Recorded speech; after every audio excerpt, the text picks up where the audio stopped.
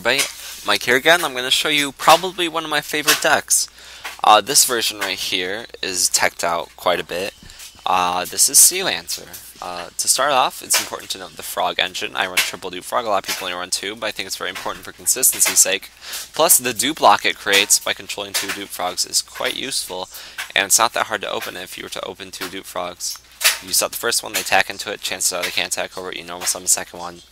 It's really good at forcing out stupid plays like dark holes and trenches. It's very useful. Also triple Ronin Totem for creating tribute fire for Obelisk. Also very important, and also banishing cards for Sea Lancer. Triple Swap Frog, and only one Treeborn. You only need one Treeborn because it's not really that important. Ronin Totem's much more important. If your opponent banishes a Treeborn, you're still going to have plays. People quickly realize this and they usually stop trying to get your Treeborn. Triple Tour Guide Sangin.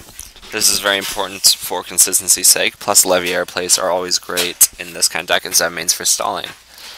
That's the basic Frog engine. For tributes, I run one Caius.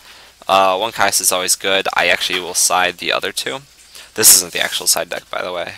But I would be siding the other two for decks such as Chaos Dragons or Heroes to get rid of their big fusions.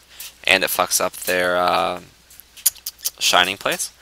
Triple Veiler. Hand traps are important in this deck because a lot of people, or you don't really have any traps, so you need to hit those effect plays. Maxis would be in the side, and DD Crows would also be in the side. Gores, because you have no traps. Double Obelisk. This is a win condition deck. I was at one point trying to run 3, but honestly, it was dead unless I had the frogs in the grave to support it, so it was really too risky to play, in my opinion. Double Poison Draws. Draw cards off that. Triple Sea Lancer. This is another win condition deck. Also a massive amount of draw power if you get the plays off. Double Shigodia. At first doesn't seem that good because you're going to be ditching your hand really quick at first for the frog plays. But you will build the hand back up quick. Plus, if you don't draw the frog ditching plays, then you're going to want to have a play to survive behind.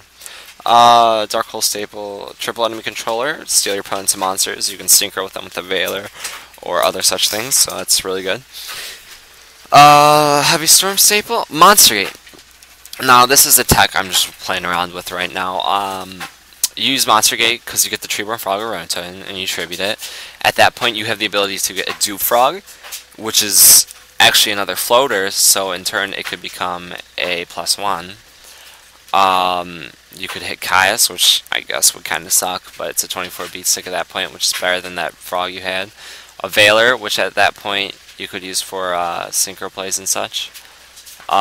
Gores, which is 27 beat stick. Obelisk, which sure he won't stay on the field very long, but that one turn and just an instant surprise Obelisk could win games easily. Ronin Totems and your frogs. It's really good to get your frogs thinned out of your deck, so by hitting those that would be really helpful.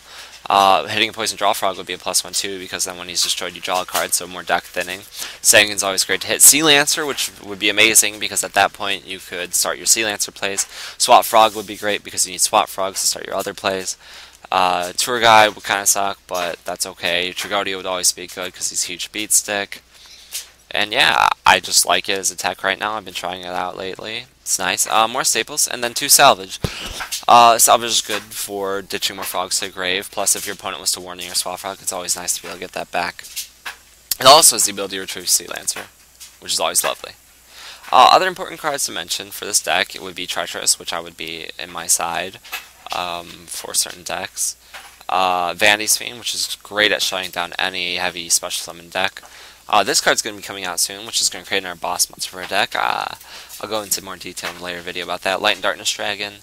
Forces Negation usually helps you win the game. More Caiuses. Balefairs to be considered for opponents playing a heavy OTK deck. Important extra deck cards are Daigusto Phoenix. To make 2 of these with Ronin Totems, and then 1 turn push for 6k. People don't expect it, and it wins games pretty fast. Formula for just in case you have to summon Veiler with the Treeborn. Gachis, of course, your levels 3s. Important to note is also Dark Mist. This card is great, especially against like Chaos Dragons. Gets over big beaters. A lot of people can't get over this card, so it's useful. And the Strike Bouncer. for level 6 synchro play or exceed plays with Caius and perhaps enemy controller light pulsars and such. Alright, so that would be my Sea Lancer deck list for this moment. I'm always changing it, so expect other videos perhaps in the future.